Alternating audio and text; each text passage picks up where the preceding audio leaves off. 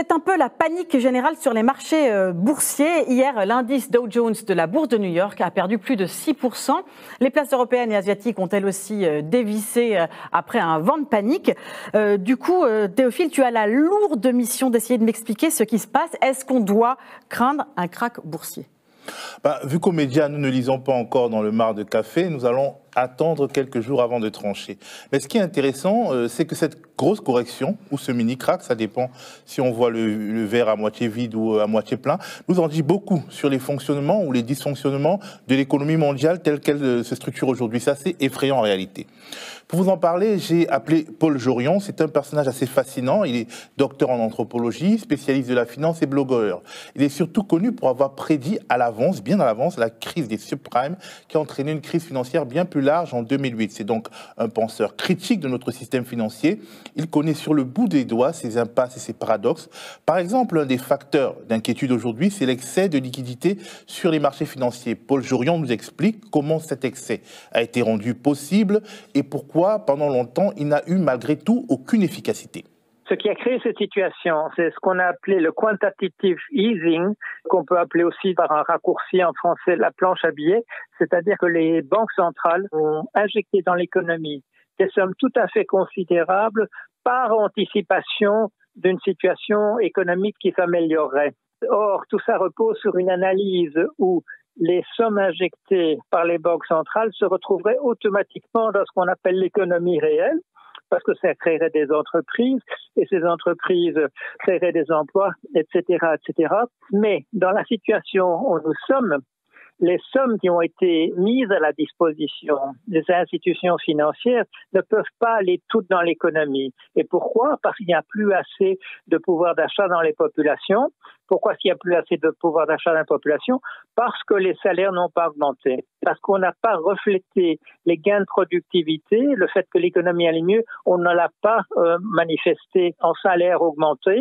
Au contraire, on a simplement augmenté les dividendes et les intérêts payés aux prêteurs et les bonus de plus en plus faramineux des dirigeants d'entreprise.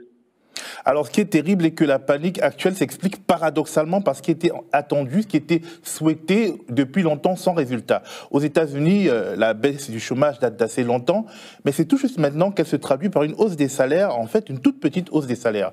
Mais il y a hic, les investisseurs, les sacro-saints investisseurs, ont peur que cette hausse des salaires produise de l'inflation. Pourquoi ? Parce que cette inflation baisserait mécaniquement le rendement de certaines obligations qu'ils détiennent. Du coup, on peut se mettre à se dire, pour que le système financier fonctionne bien, pour éviter la méchante inflation, il faut éviter de redistribuer les fruits de la croissance aux salariés, aux travailleurs, aux pauvres. On peut aller jusqu'à se dire qu'il faut une stagnation indéfinie des salaires pour que l'économie tienne. Mais en fait, non. Ça ne tient pas dès qu'on y réfléchit un peu, dans la mesure où si les classes moyennes ne consomment pas, l'économie ne repart pas. On a l'impression, du coup, que le serpent se mord la queue et qu'il n'y a aucune solution. Mais en fait, pour Paul Jorion, il y en a une. On peut à la fois augmenter les salaires et les prestations sans faire exploser l'inflation, mais à une condition qui plairait au peuple, mais pas forcément à ce qu'il faut bien appeler le pouvoir financier. Il faut non seulement augmenter les salaires, et là, c'est la chose qui est considérée comme inadmissible par les gens qui sont en face, c'est que dans la même proportion qu'on augmente les salaires, il faudrait diminuer les rétributions en termes de dividendes et de taux d'intérêt, et il faudrait diminuer les bonus extraordinaires des directions. Et ça, bien entendu, ils ont verrouillé la situation, c'est-à-dire que les dividendes sont distribués même quand il n'y a pas de profit dans la compagnie, et les bonus extravagants même quand il n'y a pas de profit dans la compagnie. Donc il y a là un mécanisme mis en place pour empêcher justement que dans les situations où la situation se dégrade, eh bien que les détenteurs de capitaux ou les dirigeants d'entreprise subissent la moindre perte.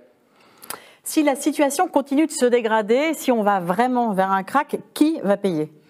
Malheureusement, ce sera le contribuable ordinaire, toi, moi, nous tous, vu que dans ce cas, les États renfloueraient les banques en faillite et cela justifierait bien entendu de nouvelles baisses de prestations et de nouvelles augmentations d'impôts. Finalement, dans le système actuel, que cela marche ou pas, ce sont toujours les mêmes qui trinquent, les classes populaires.